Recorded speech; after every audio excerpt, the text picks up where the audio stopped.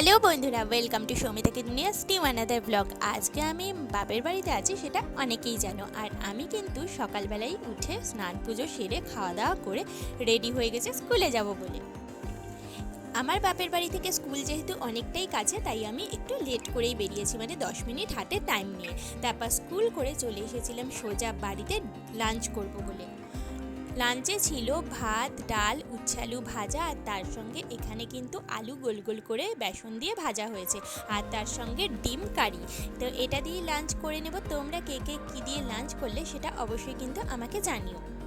Lunch করার পর একটু রেস্ট করে নিয়েছিলাম, আর তারপরে আমি কিন্তু হাওড়া স্টেশনে চলে এসেছি। আর আমার ট্রেনও কিন্তু আজকে বেশ টাইমেই এসেছে, খুব একটা দেরি করেনি, মানে ওই 15-20 মিনিট দেরিতে ছিল।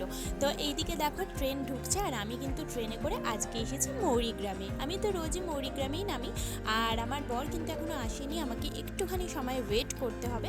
তো আমার যে সমস্ত কেনাকাটাগুলো ছিল সেগুলো কেনাকাটা করে নিয়েছি, মানে মিষ্টি ছিল শনিবার আজকে, তো মিষ্টি তো খেতেই হবে আমাদের ডিনারে, তো মিষ্টি নেওয়া হয়ে গেছে। আর এদিকে কিন্তু দেখলাম আমার বরও চলে এসেছে, তো আমি বরের সাথে স্কুটিতে অলরেডি উঠে পড়েছি। আর এইখানে দেখো আমার বর কিছু একটা বলছিল, তো আমি ওকে বললাম একটু পরে বলে, আমি শুনতে পাচ্ছি না। তারপর বাড়ি ফিরে এসে ফ্রেশ হয়ে আমরা বসে গেছি ডিনার করতে।